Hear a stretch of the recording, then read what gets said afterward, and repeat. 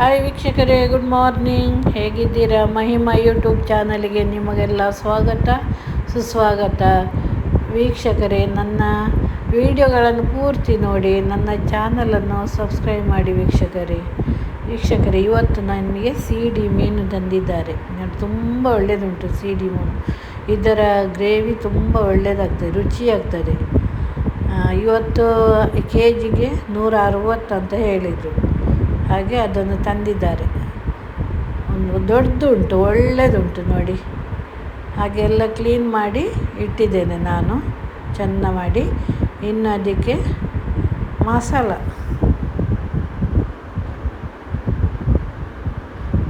ಎಲ್ಲ ರೆಡಿ ಮಾಡಿದ್ದೀನಿ ನೋಡಿ, ಕಡ್ದೆಲ್ಲ ಸಾಂಬಾರೆಲ್ಲ ಹಾಕಿ, ನಾನು ಬಂಗುಡೆ ಮೀನಿಗೆ ಹಾಕುವ ಸಾಂಬಾರನ್ನೇ ಹಾಕಿದ್ದೇನೆ. ಮಸಾಲ ರೆಡಿ ಮಾಡಿದ್ದೇನೆ ನೋಡಿ. ಇದು ಒಂದು ಕಾಯಿಯ ತೆಂಗಿನ ತುರಿ, ಇದನ್ನು ಚೆಂದ ಮಾಡಿ ಈಗ ಮಿಕ್ಸಿಯಲ್ಲಿ ಗ್ರೈಂಡ್ ಮಾಡ್ತೀನಿ.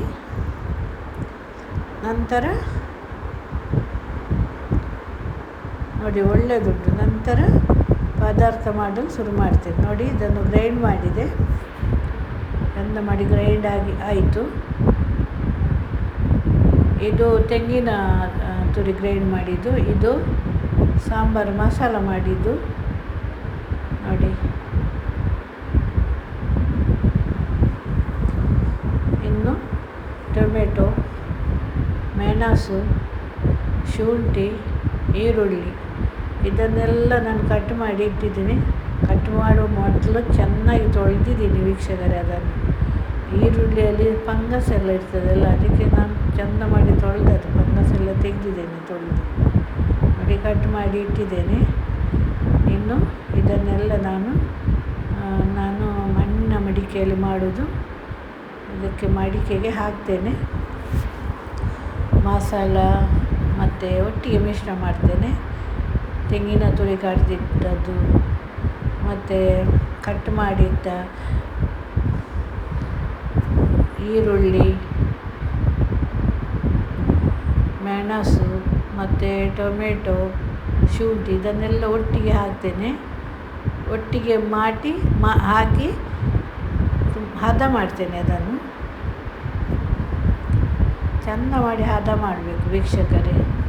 ಅದು ದಪ್ಪ ಉಂಟು ನೋಡಿ, ಅದಕ್ಕೆ ನೀರು ಹಾಕಿದೆ ನಾನು, ತುಂಬ ದಪ್ಪ ಉಂಟು. ಗ್ರೇವಿ ಮಾಡೋದಲ್ಲ, ಚೆಂದ ಮಾಡಿ ಮಿಕ್ಸ್ ಮಾಡಬೇಕು. ಮತ್ತು ರುಚಿಗೆ ತಕ್ಕ ಉಪ್ಪು ಕೂಡ ಹಾಕ್ತೇನೆ. ಅದನ್ನು ಇನ್ನು ನೀರು ಸಾಕಾಗಲಿದೆ, ಅದಕ್ಕೆ ಇನ್ನು ಸ್ವಲ್ಪ ನೀರು ಹಾಕ್ತೇನೆ. ತುಂಬ ಗ್ರೇವಿ ತುಂಬ ದಪ್ಪ ಆದರೆ ಒಳ್ಳೆಯದಾಗೋದಿಲ್ಲ ನೋಡಿ. ಎಲ್ಲ ಆಯಿತು. ಇನ್ನು ರುಚಿಗೆ ತಕ್ಕ ಉಪ್ಪು ಹಾಕ್ತೇನೆ ವೀಕ್ಷಕರೇ. ಕಲ್ಲುಪ್ಪು ನಾನು ಹಾಕೋದು.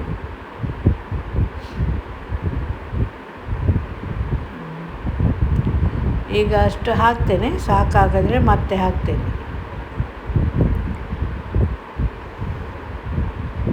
ನೋಡಿ.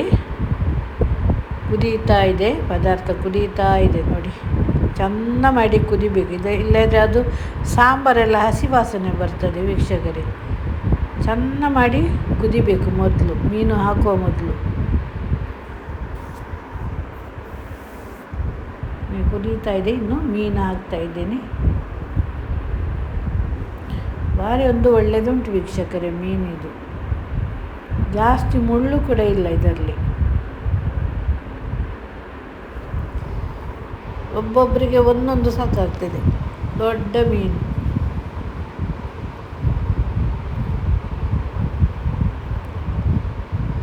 ಇನ್ನು ಮಣ್ಣಿನ ಮಡಿಕೆಯಲ್ಲಿ ಮಾಡಿದರೆ ರುಚಿ ಜಾಸ್ತಿ ಆಗ್ತದೆ.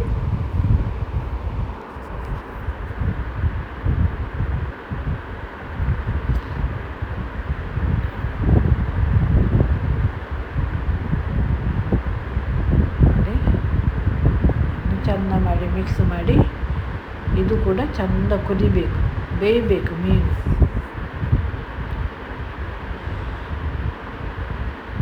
ನೋಡಿ.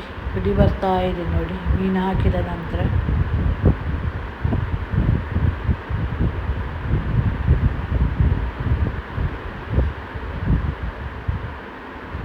ಆಯಿತು ವೀಕ್ಷಕರೇ, ನೋಡಿ ಕುದಿ ಬರ್ತಾ ಇದೆ.